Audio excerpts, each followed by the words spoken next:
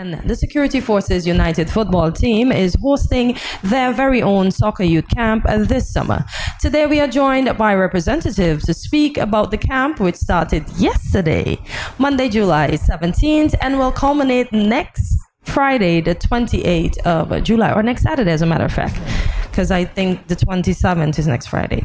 Allow us to welcome Inspector John Bergan, Beresford Mack, Jordan Mattis, Kenrick McNeil, and Dr. Isaac Newton. Good morning to you, gentlemen, and welcome to Good Morning SKN. Good morning. Hi, good morning. Join us. Yes. Good morning. Alrighty, so we're going to dive right into it. So let's talk about the length of the time. How long has the Security Forces United football team been in existence, and why the name though? Why that name? Anyone can take it. Okay, good morning to stkittsnevis and those in the diaspora watching and listening to this program. We're delighted to be here this morning. Thank you very much for having us. Oh, pleasure. And the Security Forces United football team was born on about 2007. It is a merger between the police and the defense force. Okay. Back in those days, we had some challenges getting players to attend regular matches. We used to have like 5-6 players when we were just police. But after we joined the forces together, we then became a more competitive team. And currently we're in the Premier Division. Over the years, we have been growing and growing and growing. So we have a youth arm of our program. The youth arm has been in existence for the last 5 years. Okay.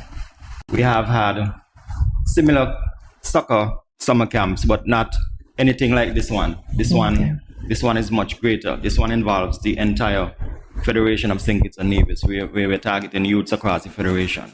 The role that each of you gentlemen play in the organization. So what's your role? Okay, so my role with the security forces, I was the former team manager. Okay. I was a executive of the Stkittsnevis Football Association back in 2013 to 18.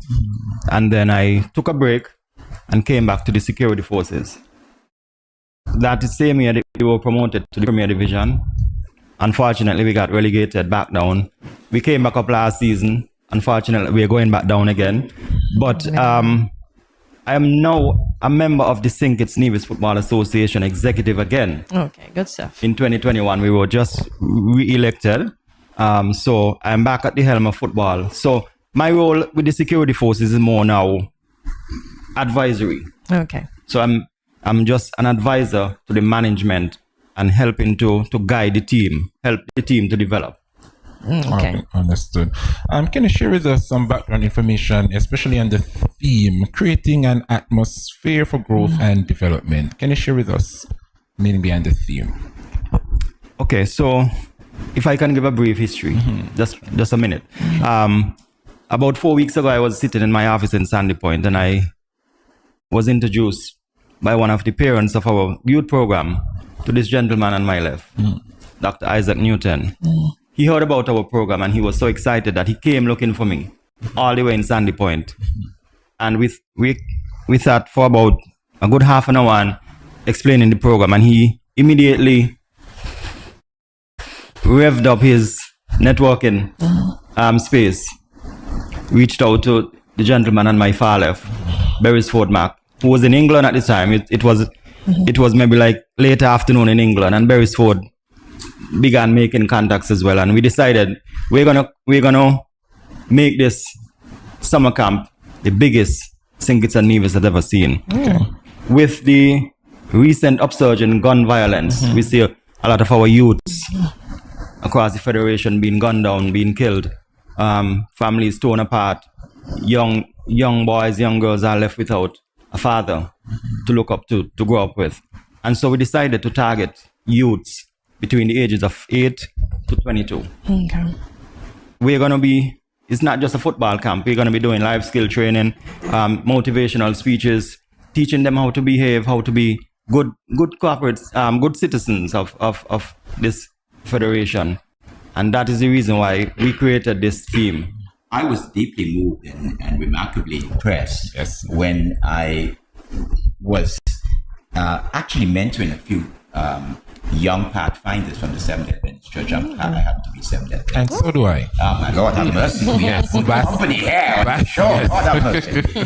Good people, are you with me? Yes. And in Ken, and I happen to have been a very close friend of teacher Kishma Isaac, and I was mentoring some of the young people, and I was just amazed at how they were responding. One of the young men was saying, behave yourself, or I will tell the inspector. You got to de-escalate his child. And then they were crossing the road, the highways next to the church, and one of the young men said, you say you're going to tell the inspector, but look at you crossing the road, you're not being careful. I was like, who is the inspector that is present and is absent? And I was so deeply moved, I wanted to meet him. And then, fast forward, I met him, and I was incredibly impressed with the penetrating and life-transforming impact the program was having. Antisocial, character development, trying to put our young people on the right track. So I immediately called Mr. Beresford Mack. He had a long history of being BBC trained. We have done a lot of work around the world, and we believe in working our network. So we pulled it up. And because I work as a consultant with Dr. Denzel Douglas for many years as an advisor, and now recently appointed as his executive director of the Douglas Global Lifestyle Foundation, we just ramped that up to make sure that we were going to support the police and just ensure that this become a sustainable impacting program. Good stuff. Mr. Beresford? Yes. Can you tell us the role that you play? Okay, cool. So, hi. Thank you so much for having us on the show. Good morning to the viewing audience. So I have an infinity with St. Kitts. I've been coming to St. Kitts since I was 6 years old. I do have family here. Played basketball here in St. Kitts on many occasions. And then in 2005, we started the Reach One, Teach One, Building Bridges to Success basketball camps. And we came to St. Kitts, worked with the local basketball association, and we were able, the concept was about providing opportunities for young basketball players to develop their skills, but also open opportunities for athletic scholarships to the United States. And so the program has been running since 2005. Mr. Wendell Pemberton is the local coordinator here, and it's actually taking place right now alongside the soccer camp here. So, and we're running one in Montserrat at the same time as we're running this one here. So when Dr. Newton reached out to me, I was in London because I was there for a specific reason. And he said, hey, listen, I would like you to meet Inspector Bergan. This is what's going on. And it's around crime intervention. I do a lot of that work in London with my business partner, Jermaine Ashbourne. Good stuff. And I thought, okay, great, brilliant. Let me look into my network and see how we can do this. And I said, if you're going to do this, here's what we can do for you guys. We'll look for the coaches for you guys out of the United States. We'll have it as a skills development program, but we'll also look at how we can open up those opportunities for young footballers on the island to get athletic scholarships into the US, but also semi-professional and professional opportunities around the world. And that's where our sort of ethos is. However, the mission that Inspector Bergan has spoken about, it's looking at how you can provide an alternative to crime and antisocial behavior here on St. Kitts. So it's about, it's a twofold sort of situation. And so that's my role. So I started making phone calls. I've got the coaches here and we're having a great time. That's good. That's good. So the coaches, I just heard a little snicker. Who wants to start first? Jordan or Kenrick? For all, don't mind. Lovely to meet you. Same here. Very humble to be here. It's my first time in St. Kitts. Oh, welcome. And so I'm the football coach. I'm assisted with Coach Nick, and we are running a program for 2 weeks. So our main component is developing them through technical aspects. We was welcomed on our first day of coming to watch a game for the security forces. So that way we was able to, gauge a sort of level of what we're working with. And I was positively surprised because it was definitely a very engaged bunch of young people that want to grow and want to learn and love football. And fundamentally, as a coach, I need to make sure that I provide a safe, fun, but engaging session. So that is my main sort of responsibility over the next 2 weeks. So what do you do that to ensure that these kids are engaged? Because we know that their focus sometimes goes as quickly as it can. So what do you do to keep them engaged before we move on to Coach Kenrick? Well, I'm quite even similar as a player, so I feel like I got a very short attention span. So for me to stay engaged, as I said, the main component as the coach is for it to be fun.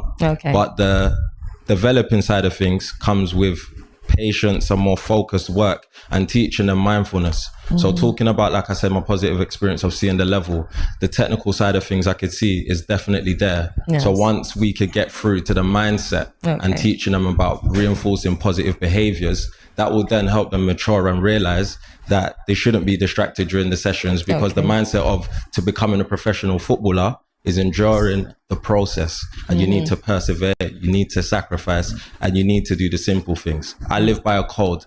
Mine is simplified to maximize, and that's how I play, and that's how I like to coach. So once you penetrate the basics, then you can grow. Okay, good stuff. And Coach Kenrick, I see you there shaking your head and agreeing with almost everything that Jordan is saying. Fully agreeing, yes. So what's your role? We know your role. You are the coach, but how do you keep them engaged? What have you been doing thus far to keep them on the straight and narrow? Because we know we're trying to gear them towards not committing crime. Fully understand. Yeah. First, let me say I'm more than humble and welcome. And thank you very much for this opportunity. You're welcome. To be on the program. Good Morning SKN. Yeah. So to the listening and viewing audience, I thank you and thank you very much. Now, I'm a player coach. Oh, player coach. All right. Rep. Okay. For the players as well. Okay. The player rep coordinator. Okay. As it relates to the program itself. Now, I will go from my philosophy. Okay. Which is your attitude determines your altitude. That's mine as Lead, well. lead by example. Yes. So therefore, as it relates to persevering and excelling, you have to have discipline. Okay. So how we keep them engaged, what we do is have team bonding activity. Okay. Because you have to have togetherness. Yes. And in order to move from just football, because you can learn the basics and yes, you want to play football and have it for fun. But to take it to the next level, it takes a different set of responsibilities, commitment, drive, determination, discipline most essentially, right? And you have a goal, you aspire to go for it, nothing should change or stop you from going for it. I like that. So you have to have a positive thinking or mindset. We as coaches now have to provide that opportunity, the atmosphere, and the environment in order for them to grow, providing them the tools and everything necessary. And that's what we're doing now. So we go back to the theme, creating an atmosphere for growth and development with an extension to achieve excellence. I like that. These kids now, we can now bring them to the life skills that they need, because when they reach high school, you start losing them. Yes. So you want to capture them, that intervention to be at that specific age group. So when they get into high school, they have the foundation already. I'm glad that you actually chose them from that age, because just recently I was walking down the road and I swear they're between 5 and 7 and they're cursing, literally cursing each other, heavy bad words too. And I'm like, what's wrong with y'all? And they look at me like, but they stop for that minute. But as soon as I walk off, they continue cursing each other again. Yes, Beresford? Yeah, no, I also wanted to add to the age group also. It's when you're looking at developing players in whatever sport it is, when you get them at a very young age, you're able to mold them to understand psychologically, mentally, physically. These are the sacrifices you have to make, the commitment that you have to give to the sport. And so as you go through, the age groups, by the time you start peaking at 16, you have made all the sacrifices, all the commitment that you need to make to now start progressing towards the collegiate level. That will take those grassroots fundamental things you've learned. Those are the elements that will take you further from 16 onwards. So it's always good to start at a very young age. You get them in at 6. And then you start molding and developing them. They start learning all the life skills and the skills of the sport, the fundamentals, the grassroots things that will take them to be, very good professionals at the end of the day. That we really have to give the police and the security force maximum credit for this incredible program. Congratulations, Nice. Inspector and the And his team. and his team, especially the commissioner, Commissioner Sutton, Deputy Commissioner Henry, and all the members of the team have embraced us and have set us on fire to make sure that this program is sustainable. I feel the fire. Right? It's like, football camp. I wanted to also add to that. We talk about the age group. We talk about how we can mold them into great athletes, but also you have to also remember that at the end of the day, outside of sports, they're citizens of the federation, and you want to mold them into great individuals. We run a program in London looking after young people who are in disadvantaged communities and steering them away from antisocial behavior and crime. And you have to be able to get to their level to understand why they're doing these things and what are the alternatives to help them to get away from that. And I think one of the key things, like I've always said to everyone since we've been here, I think one of the key outcomes that I really would like to see out of this camp is that we get 2 young people or 2 footballers here on St. Kitts in the federation. Maybe more. Yeah, the minimum. I'd like to see one going off to college in the US and another one getting a professional opportunity. We're so close to professional opportunity right now.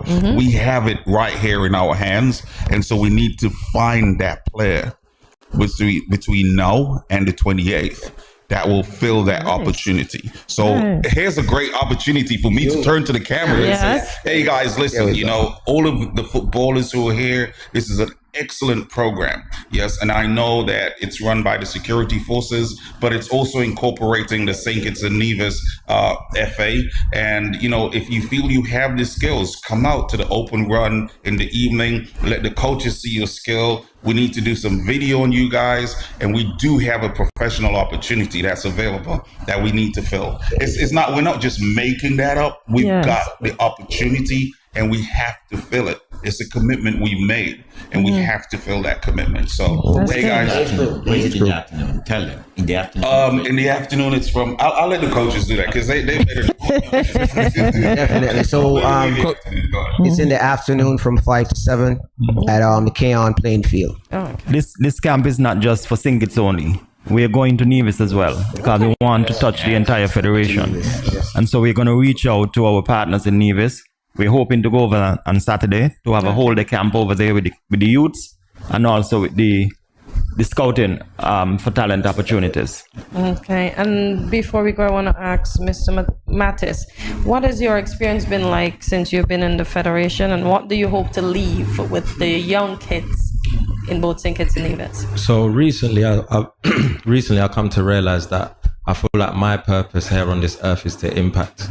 So again, with the opportunities that Beresford's mentioned that's been presented to the young people, I hope to get an outcome with that. And even if it's not through a professional route of opportunity, again, training them to be positive citizens for the island of St. Kitts. One thing that I definitely wanted to resonate is leaving home, which is 10 hours away, and coming here, I still feel like home. Because what I'm encountering is people that I personally, firsthand, I've had similar disadvantages to coming up. With the main work that I do in London is always targeted to young people, needs people that's not in educational training. So we help upskill them and give them sort of positive outcomes for employment, for education and footballing opportunities. So to see that here, it don't feel any shape or form of outside of my comfort zone. And I feel like with that first-hand experience, I am able to resonate with the young people a lot better. And again, you need to have positive role models around you, but not just ones that are so far apart from you in life. So to be sort of relatable and have that empathy hat on, and to understand and to bring over as much kit as possible to, give to the young people. I've seen the smile, the simple smile of having the equipment, having shoes, having socks, and having other things in place with the support of all the other companies that's involved in this program. It's absolutely amazing, and I hold it dear to my heart. As I said, the main focus for me is impact. So as well as training and bettering their football skills, we definitely want to train them into becoming a better man or woman in life for the future. Nice. I like that. So you have to understand that there is goodwill outside of St. Kitts to help develop hair. And you guys got to really tap into that because people do want to see the best for St. Kitts and the best for the citizens of St. Kitts. So that's my piece. I'll let everybody else have their go. Yes, I'll take the opportunity now. And just by saying that, it's the same thing as you asked a question relating to the camp. Take the opportunity now. Okay. No. Right. No, you asked a question earlier to Inspector Bergan about why the theme. It's a long time vision. A vision that we were hoping, grasping, holding on dear to have this of a camp, of an event, of an initiative for the youths. We have a grassroots program with the SDA school. I want to now thank the parents, the teachers of the SDA school. Inspector Bergan will elaborate more as it relates to our history. Coming together for 5 years now with the camp, with the SDA school, with a little bit over maybe 60 children, with a unique mix of boys and girls from various ages up to 14, I think, presently, right? So the opportunities here presented to you, the general public and youths, and it's not just youths from the age of 18 to 22. No, it is from the tender age come all the way up to learn life skills.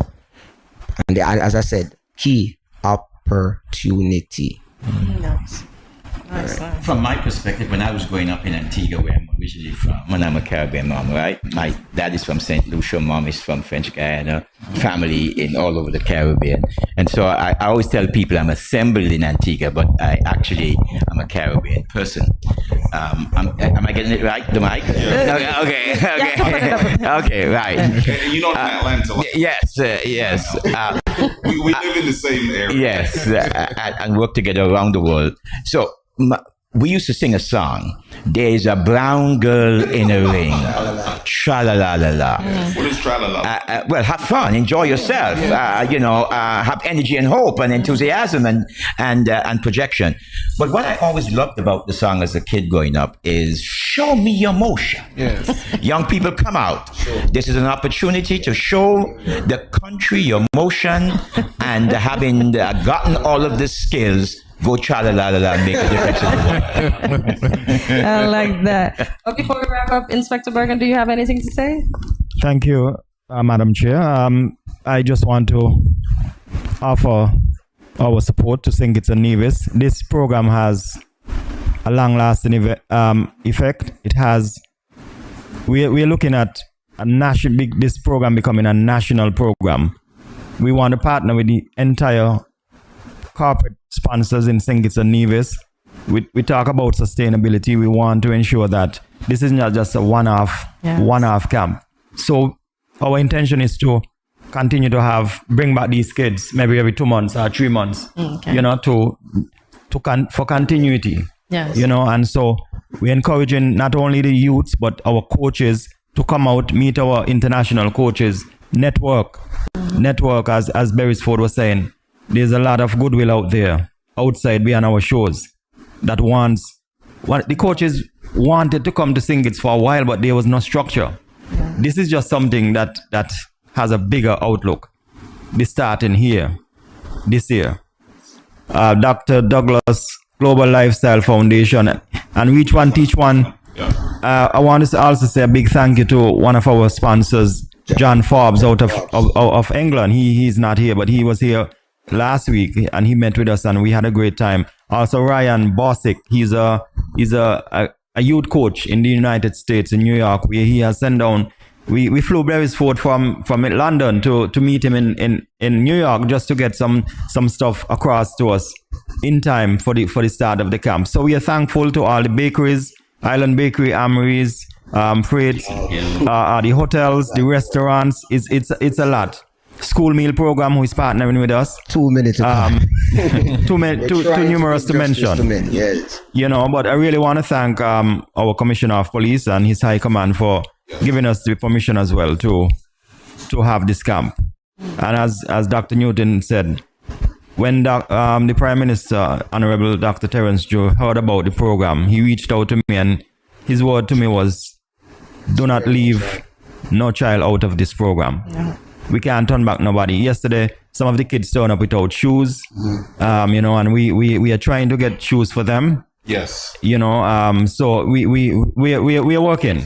So my appeal to the corporate community, especially that store that we went to yesterday and bought those shoes from, we need another 4 pairs of shoes. So I will hope that you can sponsor these shoes. Later today, we'll bring the kids down and you'll do that sponsorship for these kids. But I must also say to Sports Zone, thank you so much for the discount you gave us on those other pairs of shoes that we had for the kids. But we're coming back for 4 more, and this time you got to give us for free.